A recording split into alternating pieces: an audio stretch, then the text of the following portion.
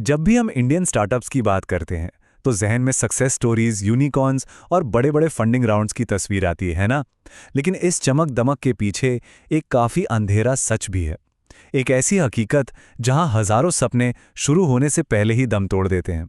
आज हम इसी सच से पर्दा उठाएंगे और उन असली वजहों को खोजेंगे जिनके कारण भारतीय स्टार्टअप्स नाकाम हो जाते हैं। जरा ये नंबर देखिए, 11,223।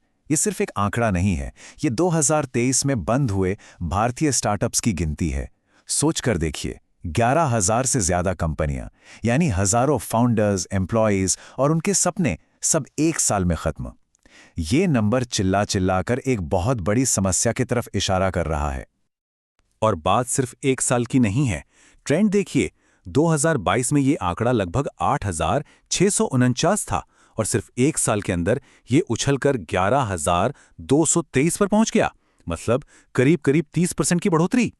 ये कोई मामूली बाजार का उतार चढ़ाव नहीं है, बल्कि एक बहुत बड़ा रेड फ्लैग है, एक चेतावनी जिसे नजरअंदाज नहीं किया जा सकता। तो सवाल ये उठता है कि आखिर हो क्या रहा है? इतनी बड़ी तादाद में स्टार्टअप्स फेल क्यों हो रहे हैं? चलिए इस मामले की तह तक जाते हैं और असली वजहों से पर्दा उठाते हैं। तो किसी भी इन्वेस्टिगेशन की तरह शुरुआत करते हैं यूजुअल सस्पेक्ट्स से, यानी वो कारण जो सबसे आम हैं और जिनका नाम हर स्टार्टअप फेलियर के बाद सबसे पहले लिया जाता है। और इस लिस्ट में सबसे ऊपर है फंडिंग विंटर। देखिए 2022 के मुकाबले 2023 में फंडिंग में 70% की गिरावट आई। 70%। वो जमाना चला गया जब इन्वेस्टर्स कहते थे ग्रोथ लाओ, प्रॉफिट बाद में देख लेंगे। अब सिलसिला बिल्कुल उल्टा है। अब इन्वेस्टर्स को चाहिए मजबूत यूनिट इकोनॉमिक्स, मतलब आप जो भी बेच रहे हो उस हर एक चीज पर पैसा बनना चाहिए। इस बदलाव ने कई स्टार्टअप्स की ऑक्सीजन सप्लाई यानी कैश फ्लो बंद कर दी। लेकिन अकेले फंडिंग को दोष देना भी ठीक नहीं।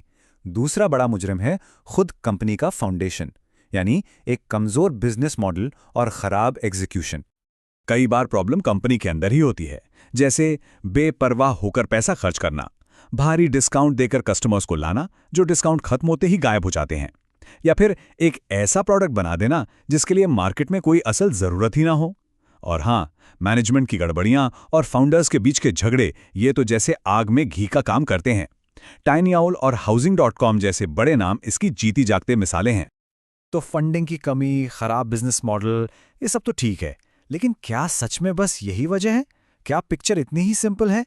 शायद इस कहानी में एक और विलन है, एक ऐसा विलन जो अक्सर पर्दे के पीछे छिपा रहता है। और वो छिपा हुआ विलन है द पॉलिसी पैराडॉक्स, हिंदी में कहे तो नीतिगत विरोधाभास। अब ये पॉलिसी पैराडॉक्स है क्या चीज? देखिए, इसको आसान भाषा में समझते हैं। ये वो सिचुएशन है जब सरकार की नीयत तो अच्छी होती है, वो स्टार्टअप्स की मदद करना चाहती है, लेकिन उनकी बनाई पॉलिसीज और रूल्स इतने उलझे हुए और धीमे होते हैं कि वो मदद करने की बजाय उल्टा स्टार्टअप के लिए एक बोझ बन जाते हैं। सोच के देखिए, किसी को रेस जीतने के लिए स्पोर्ट शूज दिए जाएं, लेकिन उनके फीते इतने उलझे हुए हों कि जब तक वो सुलझें रेस ही खत्म हो जाए। बस यही है पॉलिसी पैराडॉक्स। तो चलिए इसको सिर्फ थ्योरी में नहीं बल्कि रियल लाइफ एग्जाम्पल से समझते हैं। कुछ केस फाइल्स खोलते हैं जिससे साफ हो जाएगा कि ये पैराडॉक्स जमीन पर कैसे काम करता है। Case file number 1, the crypto crackdown. ये एक परफेक्ट एग्जाम्पल है कि कैसे एक पॉलिसी डिसीजन जो रातों रात लिया गया हो एक पूरी इंडस्ट्री को घुटनों पर ला सकता है।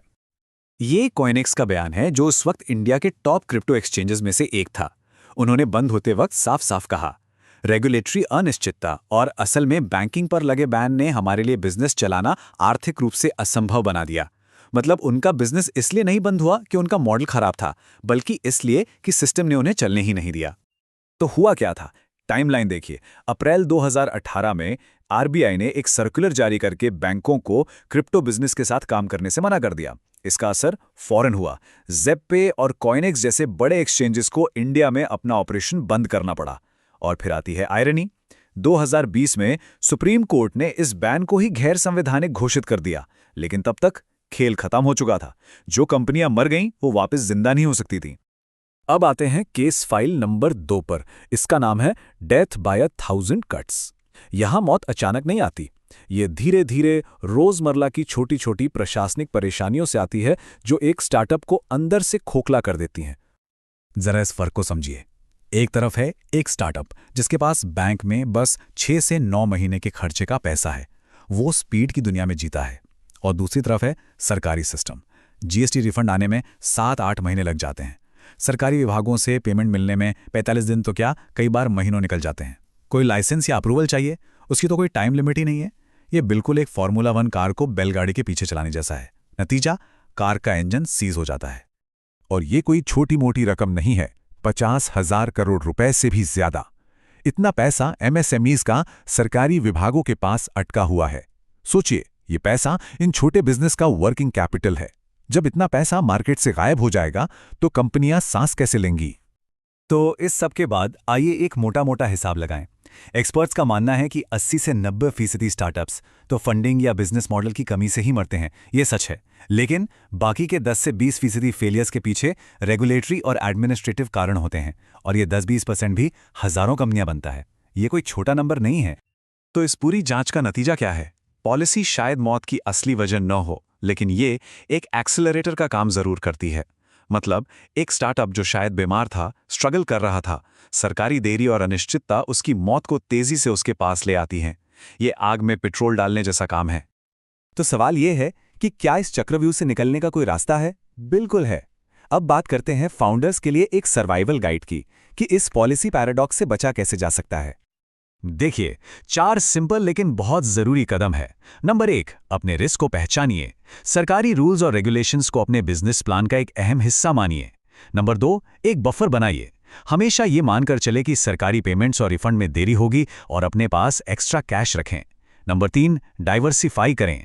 कभी भी सिर्फ एक सरकारी कॉन्ट्रैक्ट या एक ही राज्य के नियमों पर निर्भर ना रहें। और सबसे जरूरी नंबर 4, कंप्लायंस में इन्वेस्ट करें।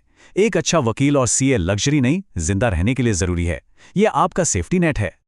तो आखिर में ये सवाल सोचना लाजमी है, क्या भारत के स्टार्टअप्स के लिए सबसे बड़ा खतरा कैपिटल यानी पैसों की कमी है, या क्लैरिटी यानी साफ सुथरी और तेज पॉलिसीज की कमी? शायद असली जंग पैसों से नहीं, बल्कि सिस्टम की इसी उलझन से है। इस पर विचार जरूर कीजिएगा।